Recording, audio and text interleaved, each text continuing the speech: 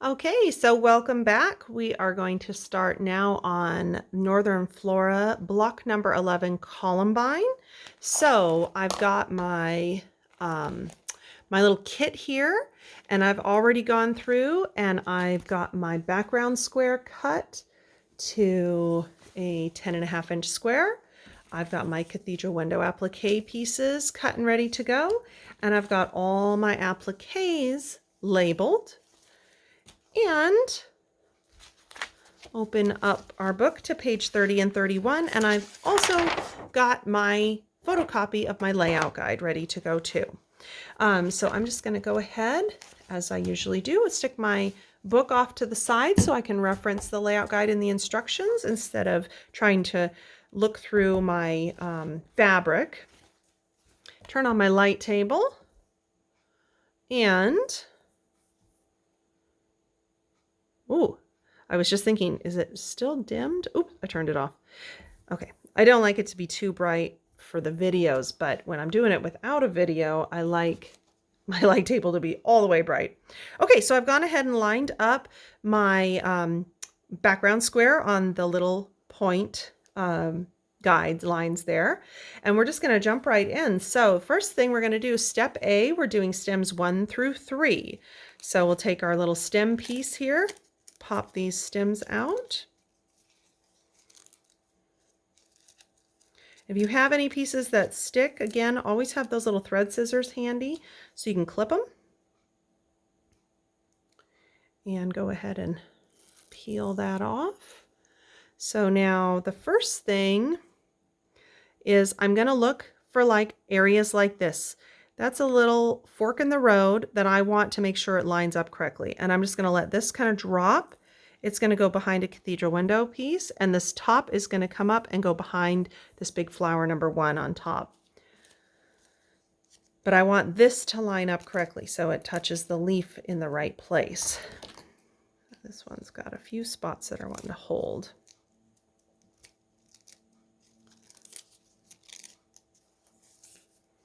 Funny how some fabrics will just be like that and others won't. I'll do the same settings. I usually always cut these, kind of all at once, all the different colors, and the settings I'll keep the same, but occasionally there are certain fabrics that just want to hang on. It's like the fibers were a little thicker or something, and the perforation didn't get through it. So there we go. That's all for that stem. So I'm just going to toss that. And this little guy here is just a little stem that kind of pops off from this main one, but the tip gets hidden by a leaf there. So now next, all cathedral window pieces. So again, when you put these on, when it says all of them, there's no right or wrong order. Just put them on however you want, just making sure that they're centered. And they should cover up your bottoms of your stems. If for some reason your stems are not getting covered, you can kind of adjust them real quick so that they get underneath the cathedral window appliques so you don't see any of those raw edges on your stems, because they're kind of meant to be growing out of the bottom of your block.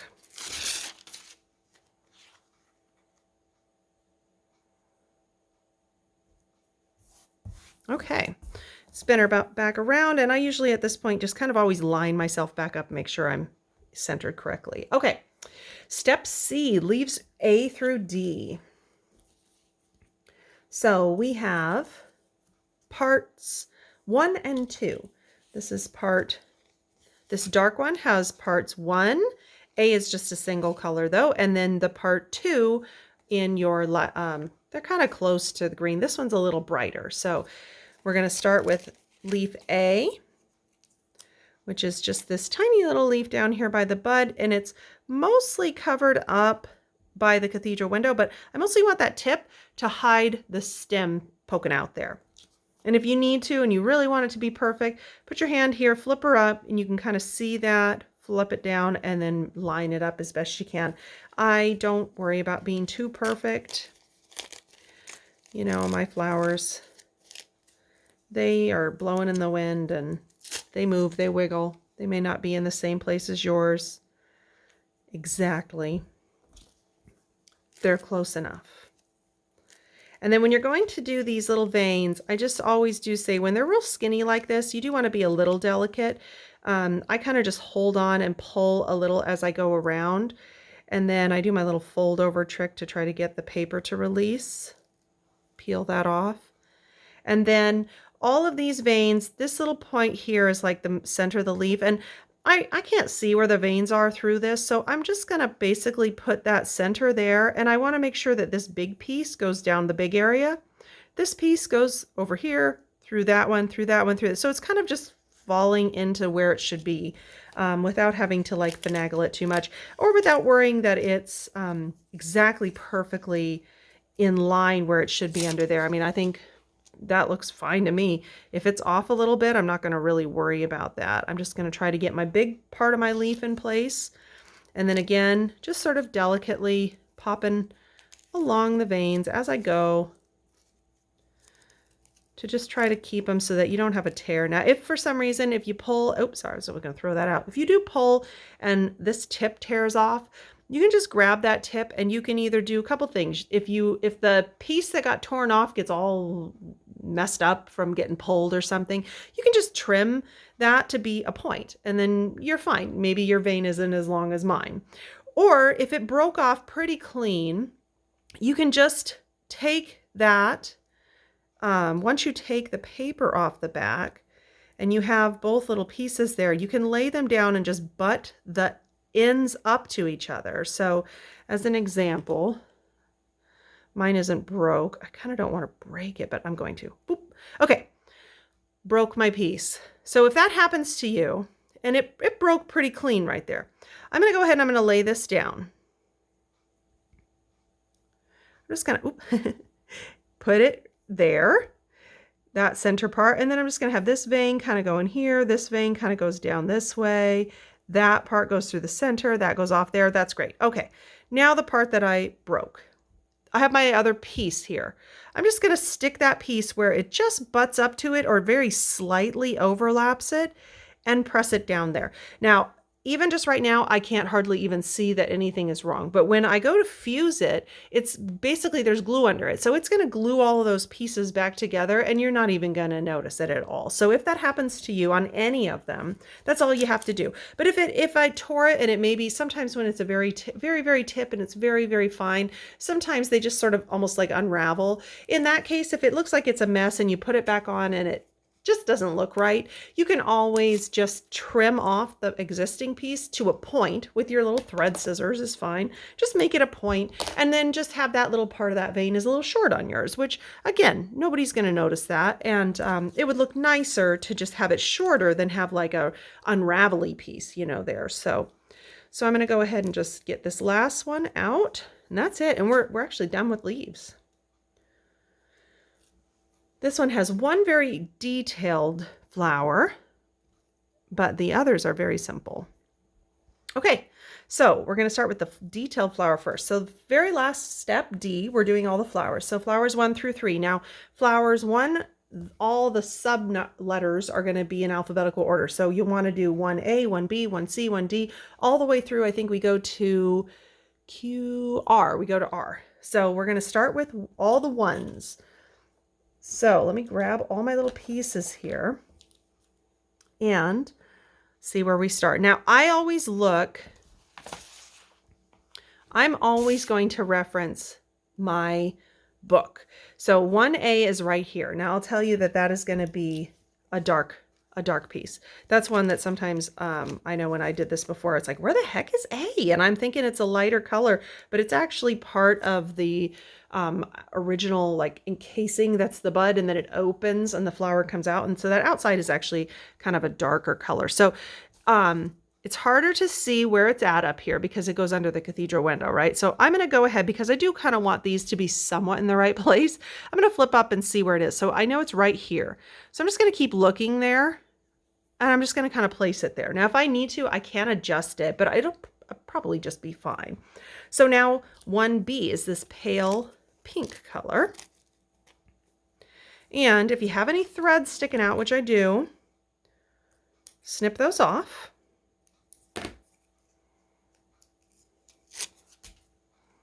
And again, this area of the flower is kind of hidden under the cathedral window, and it's kind of harder to see. But if I flip it up and I look and I keep my eye in this area, I can now see that outline. And it's sort of like your eye just sort of stays there. And then when you put it down, it's like, ooh, I do see that line through there. So that's one of the things that I do. But even just kind of getting a general idea, like where it should be, can be helpful. And again, you can always move these. If you go to put another piece down, it's like, oh, geez, that's really kind of in the way and not in the right spot. You can always pick it up and move it a little bit. Now, C is kind of hard to see. It's back here behind this like stamen. It's actually this little darker. And if you look at, no Columbine, they kind of have a lighter outside and then this like darker shade in the middle, especially on these pink ones. And so each of these lighter petals will have this kind of darker piece in the center of it. So moving on to D. 1D.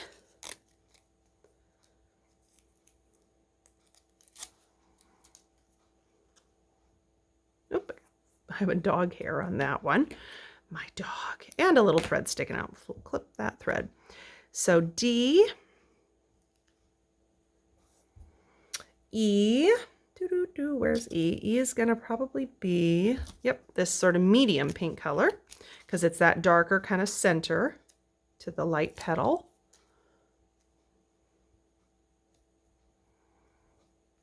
F, where is F? And I'm looking over here. Oh, F. F is the yellow stamen in the center.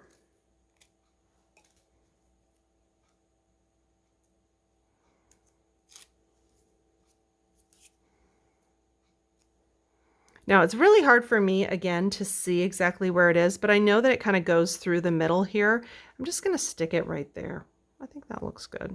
It's just sticking out in the middle. G is going to be another lighter pink. And again, I got this like light pink wants to hold on to its threads. So G is sticking out under here. And again, I can lift this up and kind of take a peek. Lay it down. H is going to be, again, that little darker pink in the middle. Or medium pink, I guess I should call it, because there's a light, medium, and a dark pink in this one. And it just sort of, it's actually off to the side there. Hang on. Put it up a little too high. Looked at my picture, was like, oop, that's wrong. Okay, H, I.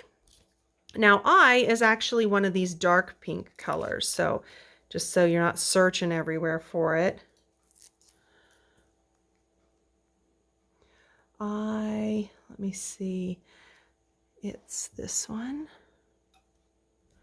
J is this medium pink. And J is a little tricky because most of J gets covered up. So it just sort of sits atop of I, and you're going to cover up a lot of it with other pieces. So just so you know, J is in there, but it's going to get covered up with L, R, and K. So, so just stick it to where it's going across the top of this I piece where it shows you in the picture there. So let's see. J, we want K, which is a light pink.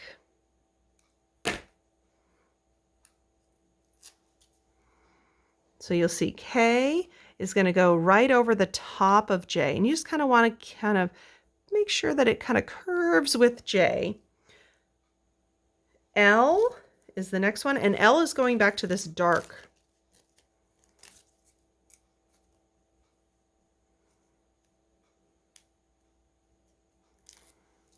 Okay, so the L does the other part. Now I'm going to start it back here. Well, actually, no, I'm not. I'm not going to do that. I'm going to start it up here, because if you look at your picture over here, L is over here and it goes whoop over this way. So I'm going to put it where it's supposed to start there, and then I'm going to just let it fall down. So there we go. So now you can see how J is now kind of forming in there. It's that medium pink color that separates that section of leaves. L, M. Okay, M is up here, so it's a dark. This one's a little bit of a complicated flower. But when it's finished, it's very pretty. I love Columbine. N is again these pieces, dark pieces that are sticking out.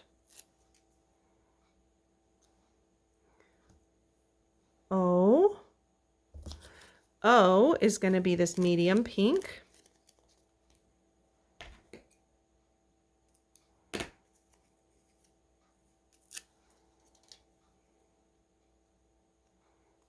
And it goes this way, and it's kind of hard again to see where this one is, but if you see where this little piece is sticking up, this is P, this that you can see through the background, and it's going to go up through the P. So put the point there, then it's going to come down. You can see where the edge is there.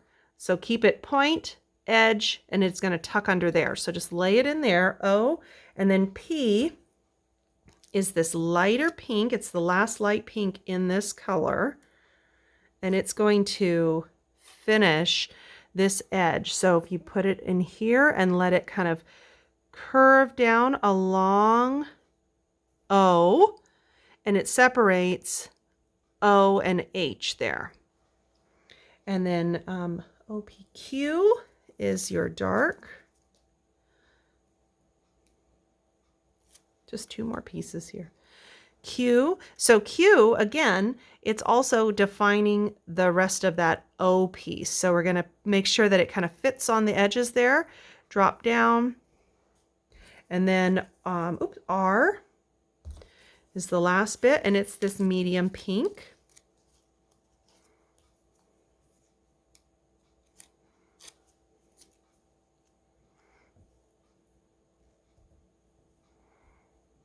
And that's it for that flower, flower 1. That was the most tricky flower. That's the hardest of these ones. So now we're going to go over here to 2. So we're going to start with 2A. Now I will tell you, I noticed a mistake of where I put my lettering on this one. So you'll notice that when you look at this flower 2, it says A. Then over here it says, well, here's B. And then it says C over here. C should have been on this big piece on top. I don't know why it ended up getting it put down there, but it's supposed to be this big piece. So A is actually that whole section, which includes when you look at your picture where the C is. So just put A down, covering up C. That's it for this light pink too. When we get B, B is this little bit that's peeking out, and it's hard to see through this dark color. So again, I just kind of flip it up and take a look at it, lay it back down, and I know it kind of goes about right here. And then 2C covers everything on top. I have a little thread sticking out.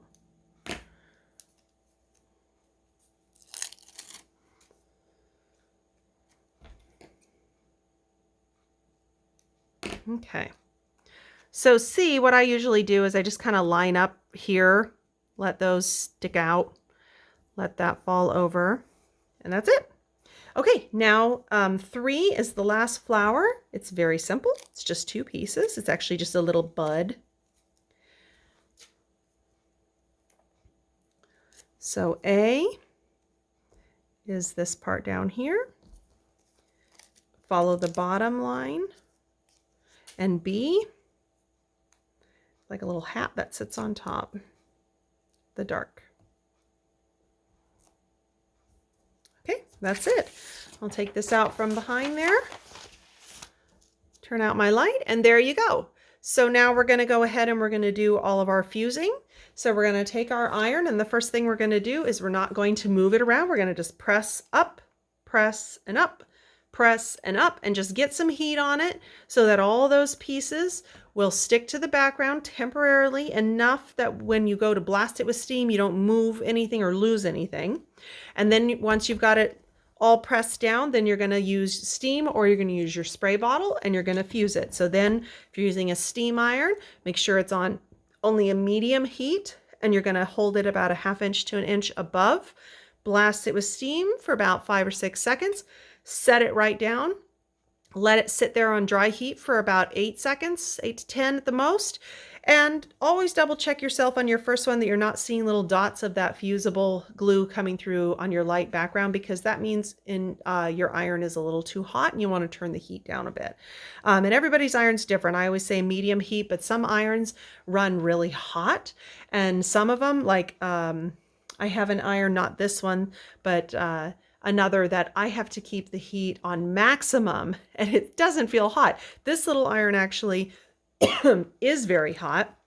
And if I were going to actually use it to steam, I'm just using it as a prop right now, I would want to turn it down from where it's at. So know your iron.